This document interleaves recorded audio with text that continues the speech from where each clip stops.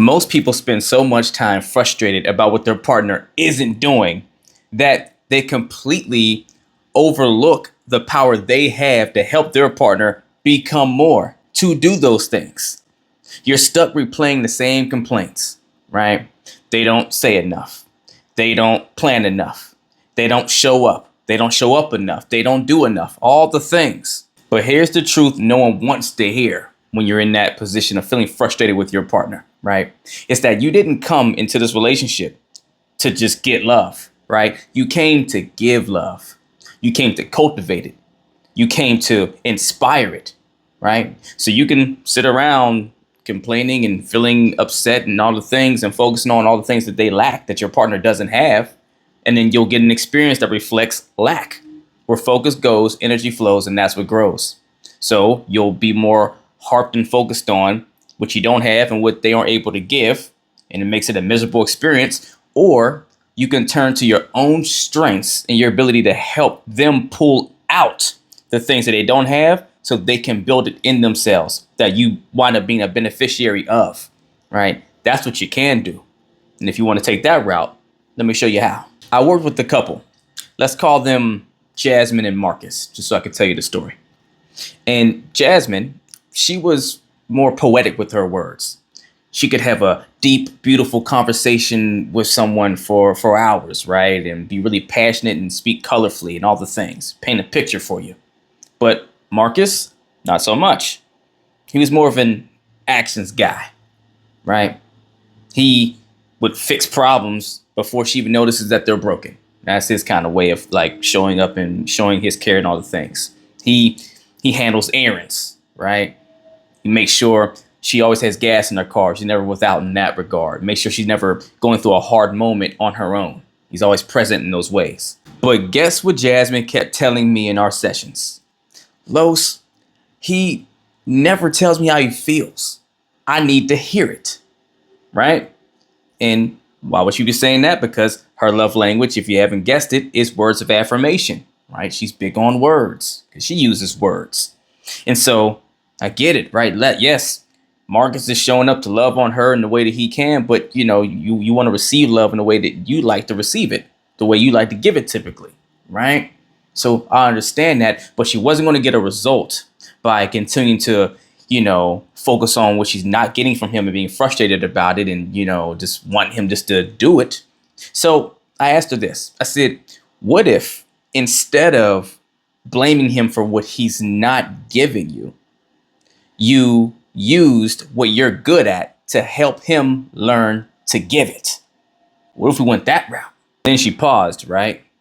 See, it never crossed her mind because we were taught that love is just supposed to come naturally, right? If you love me, I should feel that you love me through your actions and all the things, right? That if they wanted to, they would type of mentality. But real love is never about waiting for your partner to guess your needs. No, it's about helping them meet you where you need to be met, right? So what did Jasmine do? She took her gift, her words, her way with words, and turned it into a bridge instead of a barrier with Marcus. She started inviting Marcus into better conversations. She didn't nag him. She didn't accuse him. She inspired him, right? And little by little, he started to learn how to give her what she craved, the words that matched his actions. I say it time and time again to my clients. A woman's greatest strength to get the results she wants out of her man is to inspire him. In a relationship with a feminine woman and a masculine man, your biggest contributor to your man is to be an inspiration to him. Feminine, beautiful, and inspirational. And in the reverse, your man's role, his job, masculine man, is supposed to help cultivate you. Be there to be a solid sounding board, a safe space, your rock, your protector, but to also help you grow through helping to cultivate you like you inspire him to be better. That's the yin yang. That is the polarity. See, your biggest frustration with your partner is usually the thing you're most equipped to help fix, right? If you're naturally expressive, teach them how to open up. If you're naturally affectionate, show them how to soften. If you're naturally detailed, model how to plan. Be the example. Be the framework. Use, break down how you do what you do and help translate it into their language so they can process and they can embrace it, right? Paint the value around what you do and why it would be a great thing for them to adopt, right? Don't just try to force it on them because it's what you want. Help them see where it's a benefit to them as well, how it helps them grow, helps them evolve, and how it helps them connect with you better. Too many people want a partner who's a mind reader, but the real secret is being a teacher. And understand when I say this, when I say be a teacher to them of how to offer you or complement what you need in life, right? And to help have their six, have their back, the things that they drop the ball on where they can't see their blind spots that you're equipped and you're good at, helping them cultivate themselves or inspire them to grow themselves, right? In those areas because it's a strength of yours that might be one of their weaknesses, right? Because remember, opposites don't really attract. What really attracts us to someone is similarities. But what happens is you're attracted to someone for the qualities that you possess as well, that you find value in, that person has cultivated for themselves more than you have at this point. And so it's attractive to you because you find admiration in those things. That's what draws you to them because it's a similarity. You relate to them around something that you either consciously wish or you subconsciously know you would like to be a piece of your pie that maybe is not your strong suit, but you find really valuable to have around you. So when you take on more of a teacher's role, however that needs to look for your partner, you do so much to get yourself the result you want back in return. And make sure we're on the same page here. When I say be a teacher, that doesn't mean you have to teach or parent and grow up your partner.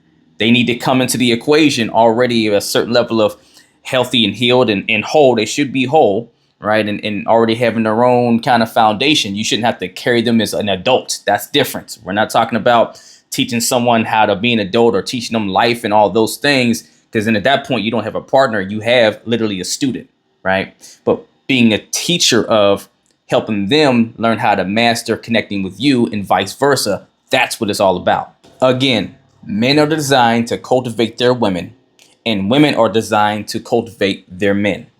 There's teaching strung through both of those processes, right? And remember, it is not about you doing the work for them. That's a failure's mission anyways. It's about creating the space and the environment to where their growth feels possible. See, if you spend more time bringing the frustrations to your partner about what they're not offering you and giving you more so in your complaints, which is understandable, it's fair, right? You're upset, you need what you need. But if your focal point is usually more about telling them where they're dropping the ball and showing them the frustrations instead of trying to help to build them up and help construct them better by coming in and showing them how, as much as you're trying to make them aware that they're not doing it, then it's gonna be a lot more of a rough ride, right? You want to either cultivate or inspire first before you get to just complaints or frustrations or venting, because that's okay to have that because that's part of being a human being and you go through an experience with someone else that you're doing life with. But always keep your focal point. How can I help them to evolve in this area for themselves and for me? So we both win. Because men step into deeper leadership when they feel inspired, not when they feel attacked. Just like women step into deeper trust when they feel safe, not when they feel alone in the effort. So honestly ask yourself, are you feeding the parts of them that you want to see grow? Or are you just watering your complaints? And I already know what a lot of you might be thinking. But why do I have to do more? Isn't it their responsibility to know how to love me right? Or the one that's the hardest one, right? If they really cared, wouldn't they just do it on their own? Listen, love isn't magic. It's not automatic. You don't get a perfect partner delivered to your doorstep. This ain't Amazon. You build one together. So just the way you want them to grow for you, are you growing with them? Sometimes it's not about lowering your standards. It's about raising your willingness to lead in the areas you're strong in. You want a better partner? Be a better teacher. Be a better mirror. Be a better source of inspiration. The happiest couples, they're not perfect, but they're both committed to bringing out the best in each other. So the next time you're prepared to go and talk about everything that your partner is not, first ask yourself what you're willing to give to help them become it. You didn't come here to be served. You came here to serve and cultivate.